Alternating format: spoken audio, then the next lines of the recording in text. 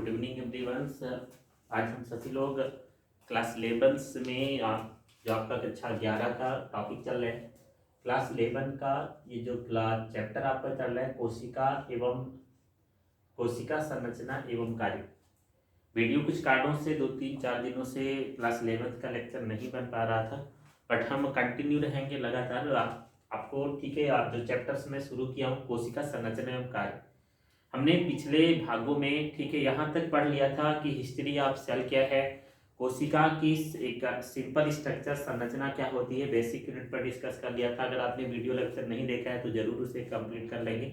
हमने ये भी क्लियर कर लिया था कि शेप ऑफ सेल क्या होता है, कोशिका का आकार कैसा होता है और कोशिका की साइज आमाप कैसा होता है। हमने उसी वीडियो लेक्चर में ये भी क्लियर किया था कि कोशिका की संख्या कितनी होती है, एक कोश के या बहुकोश के।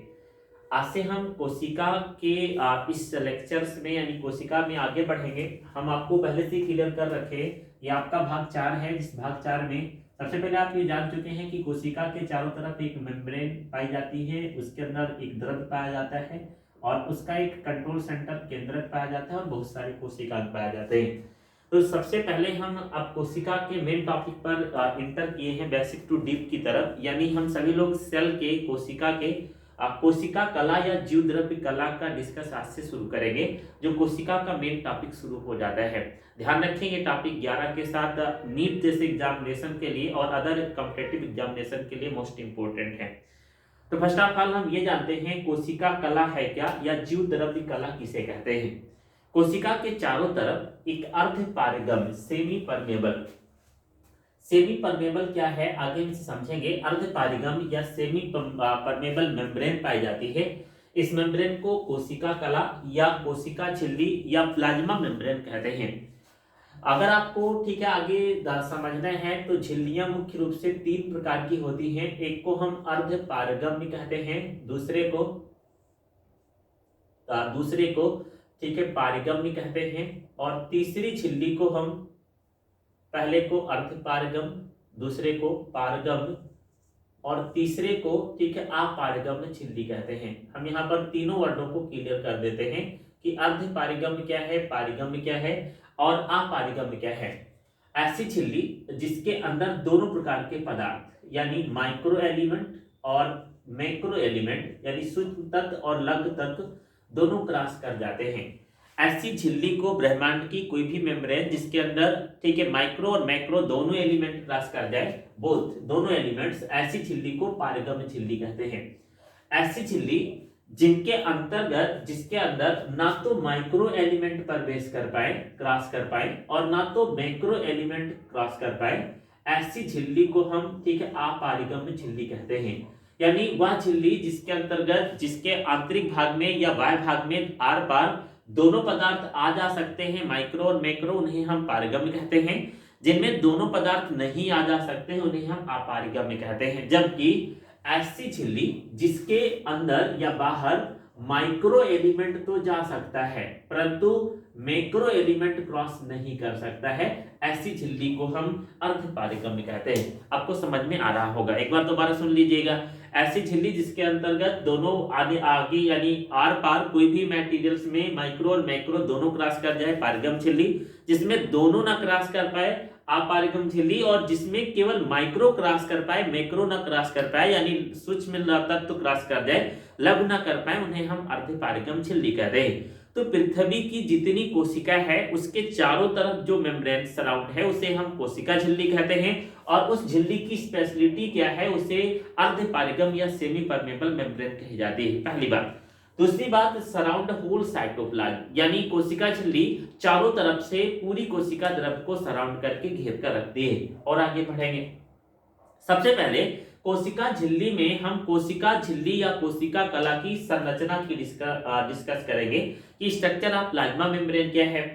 ये जान लेते हैं कि ये प्लाज्मा मेम्ब्रेन यानी कोशिका की ये जो झिल्ली है, जो हम अभी आपको बहुत छोटी सी दिखा रहे हैं कि ये सेल है और सेल के चारों तरफ ये लेयर है। इस लेयर के लिए अनेक वैज्ञानिकों ने अपना मत दिया है और जिसको हम कोशिका कला की संरचना के रूप में पढ़ते हैं, यानी प्लाज्मा मेम्ब्रेन का स्ट्रक्चर क्या है।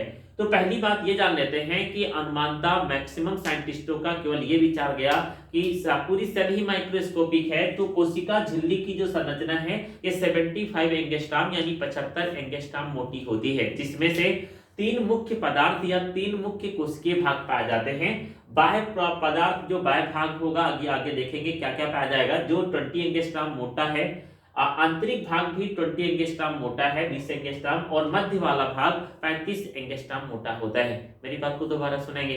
अधिकतर वैज्ञानिकों ने झिल्ली कोशिका की संरचना के लिए अपने अलग अलग मत प्रस्तुत किए, हम वही पढ़ने जा रहे हैं। बट सभी वैज्ञानिकों का एक कॉमन मत जाता है, एक समान मत जाता है कि पृथ्वी पर उपस्थित सभी कोशिकाओं की झिल्ली 75 एंगस्ट्रॉम मोटी होती है, जिसके बाहर की तरफ 20 एंगस्ट्रॉम, आंतरिक भाग में 20 एंगस्ट्रॉम और मध्य भाग में 35 एंगस्ट्रॉम की मोटाई होती है।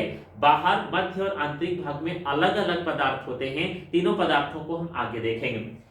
कोशिका कला की संरचना के लिए सबसे पहला एक मेम्ब्रेन है, मॉडल है, जिसको कुछ वैज्ञानिकों ने प्रस्तुत किया था। मैं आपको फिर पीछे ले चलूं जिससे आपको समझ में आए। हम सभी लोग कोशिका कला की संरचना पढ़ रहे हैं। वैज्ञानिकों ने ये सिद्ध किया है कि मेम्ब्रेन जो कोशिका कला है ये कोशिका में 75 एंगस्ट्रॉम मोटी है, बाहर 20 एंगस्ट्रॉम, अंदर 20 एंगस्ट्रॉम और 20 में 35 एंगस्ट्रॉम मोटी पाई जाती है। जिसमें पहला मॉडल, पहली इच्छा, पहली परिकल्पना व्यक्त की है रॉबर्टसन और ब्राउन ने, दो साइंटिस्ट ने मिलकर 1959 में, और इसे हम यूनिट मेम्ब्रेन मॉडल या यूनिट मेम्ब्रेन परिकल्पना कहते हैं। अब हम इसके बारे में जानते हैं। तो रॉबर्टसन और ब्राउन का विचार क्या है कोशिका झिल्ली के लिए।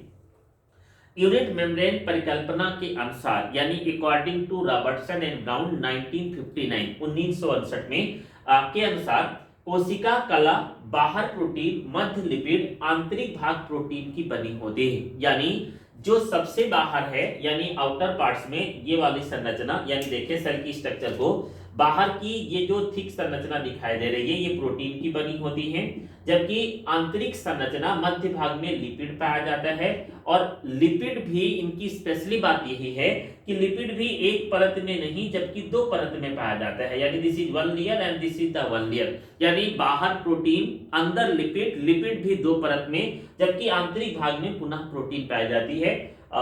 This model is known as the unit membrane model and given by Robertson and Brown, and this is not the perfect model of the plasma membrane and will be rejected. एक बिल्कुल पूर्ण रूप से ठीक है परिकल्पित मॉडल नहीं था, जिसे आगे चलकर रिजेक्ट किया गया। बट इस मॉडल को दोबारा सुन लेते हैं। रॉबर्टसन और ब्राउन ने 1959 में कोशिका कला की संरचना के लिए अपना मत प्रस्तुत किया, जिसका नाम यूनिट मेम्ब्रेन मॉडल रखा। इनके अनुसार कोशिका कला तीन मुख्य भागों में बंटकर बनी होती है। सबसे बाहर प्रोटीन लेयर होता है, मध्य में लिपिड की दो परत, दो लेयर पाई जाती है, और आंतरिक भाग में भी प्रोटीन पाया जाता है। अगर हम इसकी इकाई पर रखें तो बाहर 20 एंगस्ट्रॉम प्रोटीन है और मध्य में 35 एंगस्ट्रॉम की मोटी लिपिड लेयर है, और बाहर आंतरिक परत में बाहर प्रोटीन है, मध्य में 35 एंगस्ट्रॉम मोटी लिपिड है, और आंतरिक भाग में 20 एंगस्ट्रॉम मोटी प्रोटीन लेयर पाई जाती है। But this model is not the perfect models of the plasma membrane can be rejected by many scientist. सभी वैज्ञानिकों के द्वारा ये रिजेक्ट किया गया है। देन इसके बाद में दूसरा इंपॉर्टेंट मॉडल शुरू होता है सिंगर और निकोलसन का मॉडल। सिंगर और निकोलसन नामक वैज्ञानिकों ने 1972 में अपना दूसरा मॉडल प्रस्तुत किया, जिसे हम फ्लूइड मोज़ेक मॉडल या तरल मोज़ेक मॉडल कहते हैं। This is the important model of plasma membrane. संरचना को देखेंगे। According to Singer and Nicolson, Nicolson और सिंगर के अनुसार एक कोशिका कला की संरचना तीन मुख्य भागों से मिलकर बनी है। जो बात पहले दोहराई जा रही है वही बात यहाँ भी दोहराई जा रही है। बाहर आउटर प्रोटीन, बाह्य प्रोटीन पाई जाएगी, अंदर की तरफ आंतरिक प्रोटीन या इनर प्रोटीन पाई जाएगी, जबकि मध्य में 35 एंगस्ट्रॉम मोटी लिपिड लेयर पाई जाएगी, जिसमें लिपिड दो प्रकार के भाग से निर्मित होगा, एक हाइड्रोफोबिक एंड और एक हाइड्रोफोलिक एंड का बना होगा। हाइड्रोफोबिक एंड की तरफ फास्फोलिपिड का एंड होगा, यानी वह फास्फोलिपिड की मुख्य संरचना होगी, जबकि आंतरिक भाग में कोलेस्ट्रॉल एंड पाया जाएगा जो हाइड्रोफोलिक का कार्य करेगा। दोबारा सुनेंगे।